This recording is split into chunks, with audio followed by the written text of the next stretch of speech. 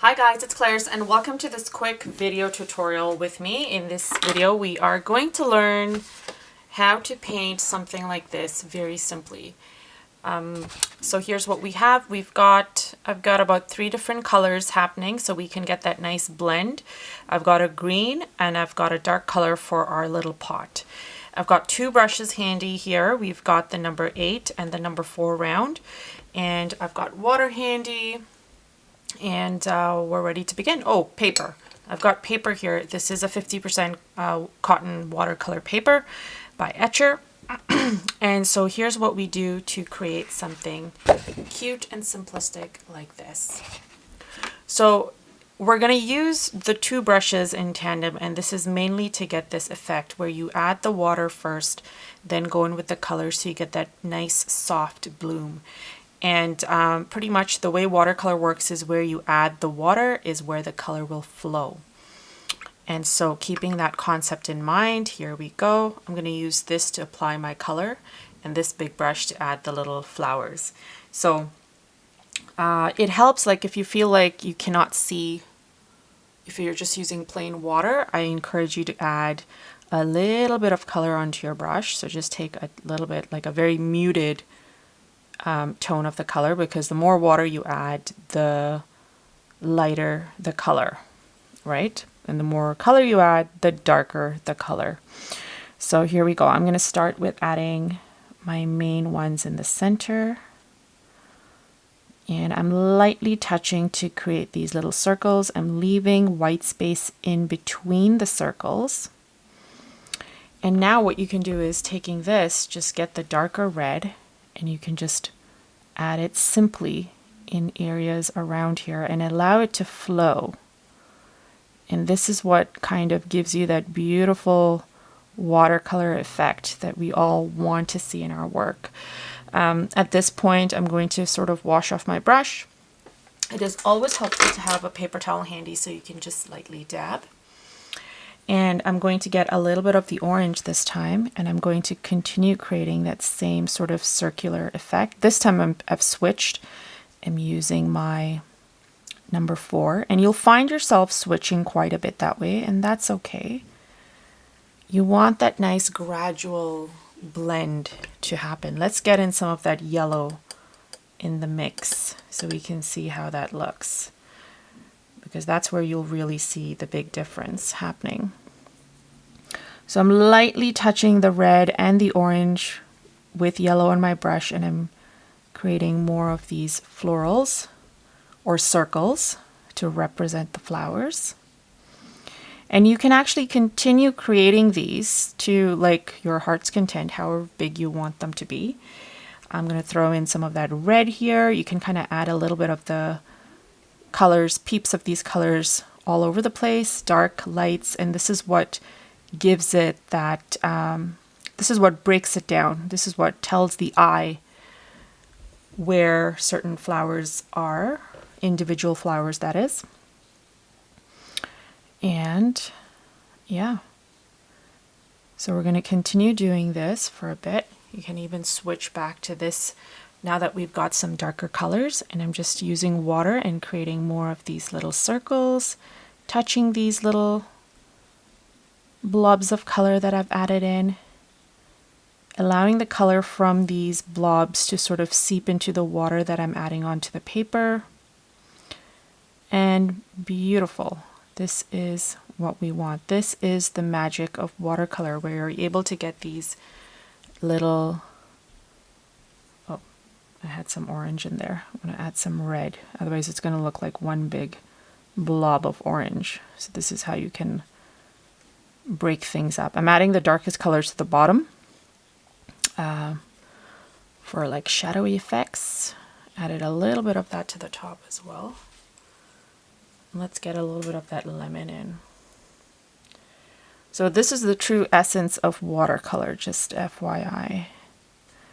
You allow the water to move the color around and give you the results that you're looking for.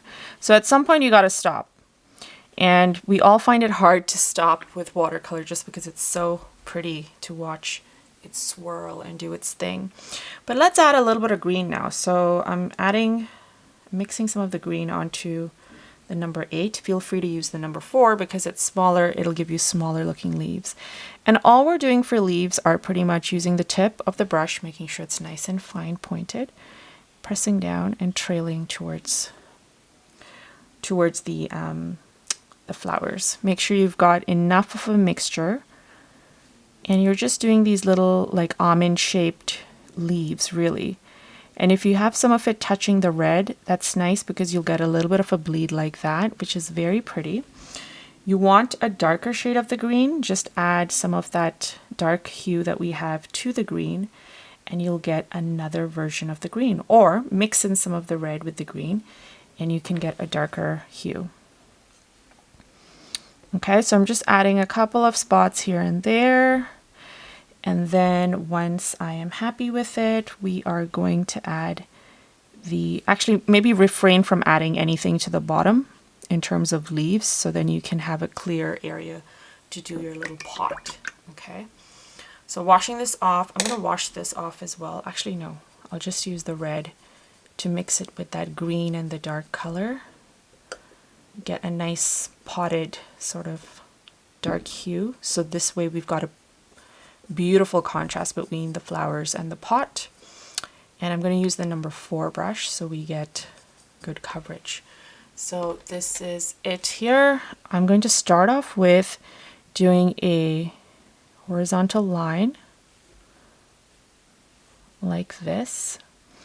And then from there, holding my brush sideways so I can cover the full length, I'm going to lightly pull this color down.